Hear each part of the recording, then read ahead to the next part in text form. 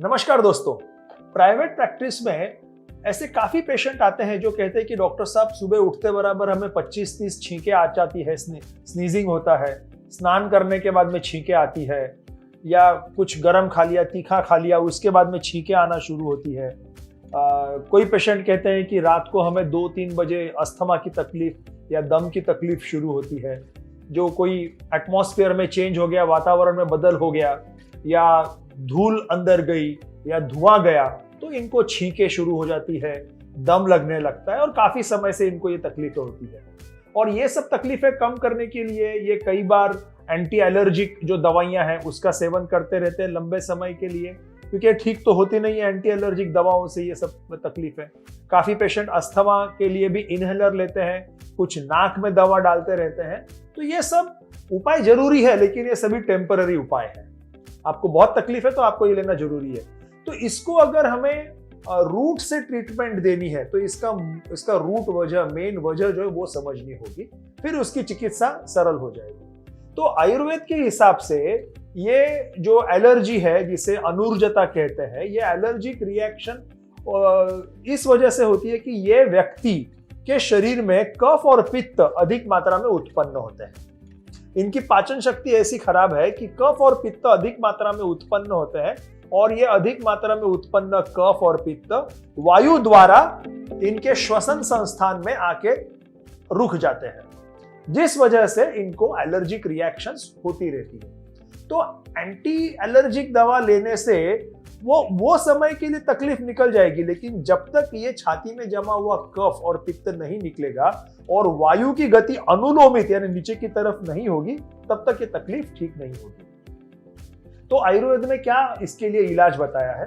तो जैसे कुछ दवाइयां है, हल्दी है, अदरक है, पिपली है, ये तीनों चारों जैसी दवाइयां हैं, और भी काफी दवाइयां हैं। इन दवाइयों से आपका हाजमा, आपकी पाचन शक्ति ठीक की जाती है।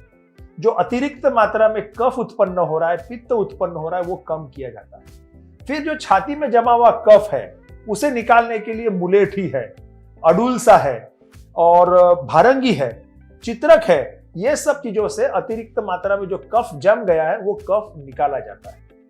जो सूजन उत्पन्न होती है वो सूजन कम करने के लिए कंटकारी नाम की एक अच्छी वनस्पति है, और दूसरी बहुत ही अच्छी वनस्पति है जिसका नाम है शल्लकी, जो प्रतिकार शक्ति को भी अच्छी करती है और रेस्पिरेटरी सिस्टम की सूजन को भी अच्छी करती है। एक और दवा है जिसका नाम है सोमलता, जिस वजह से जो श्वसन मार्ग संकुचित हो गए हैं, सिकुड़ गए हैं, उसे वो खुला करती है। तो शल्लकी, कंटकारी, शिरीष, अडुलसा, सोमलता, गुडुची, भारंगी, पुष्कर मूल, ये सब दवाइयों से अगर इन दवाइयों का सेवन किया जाए तो निश्चित ही अस्थमा के पेशेंट, साइनस के पेशेंट, एलर्जिक राइनाइटिस के पेशेंट, इन सबको बहुत ही फायदेमंद ये होगा।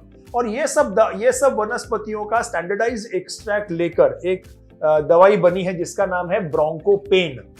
ये ब्रोंकोपेन आप जो भी दवा ले रहे हो, साथ में एलर्जी की दवा है, पंप है, उसके साथ में अगर आप ये चालू करें तो आपकी धीरे धीरे जो बाकी की दवाइयां हैं वो आप अपने आप कम कर सकोगे और आप स्वस्थ रहने का एक अनुभव कर सकोगे। तो ब्रोंकोपेन लीजिए, साथ में परहेज करना बहुत जरूरी है। आयुर्वेद में कभी ऐसा नहीं कहा कि दवाई लिया और स्वस्थ हो गए। दवाई के साथ में परहेज और एक्सरसाइज करना बहुत जरूरी है। तो परहेज क्या करें? जो चीजें कफ और पित्त उत्पन्न करती है और वात को बढ़ाती है उसे कम करो। तो जैसे मैदे की चीज, ब्रेड, बिस्किट, पाव, खारी, ये सब चीजें जो है बहुत अधिक मात्रा में कफ पित्त उत्पन्न करती है। साबूदाना है, दही है, ये पचने में बहुत भारी है। उपवास के दिन लोग साबूदाना खाते हैं, लेकिन कोई भी वेद में, उपनिषद में कहीं पर भी साबूदाने का उल्लेख नहीं है। तो उपवास अगर कर रहे हैं आप तो उपवास के जो चावल मिलते हैं वो खाइए। हरे मूंग का सेवन करिए, हरे मूंग से वात भी कम होता है, पेट साफ होता है। ठीक है, दाल और मूंग की खिचड़ी खाइए। रात का खाना 7 बजे के पहले खाइए। ये अगर आपने जो सिंपल प्रिंसिपल से या तत्व है ये अगर आपने फॉलो कर लिए तो शरीर का आपका हाजमा ठीक होगा, कफ पित्त कम मात्रा में निर्माण होगे और वायु की गति आपकी अनुलोमित होती रहेगी। पेट साफ करने की दवा लेते रहिए। तो ये अगर आपने कर लिया तो आपका अस्थमा, एलर्जी आप समझ लो, इसके ऊपर अच्छी तरह से विजय पा सकेंगे। तो ब्रोंकोपेन, साथ में ये परहेज, और तीसरा एक्सरसाइज। तो प्राणायाम, योगासन आप जितना कर सको आप सीख लो।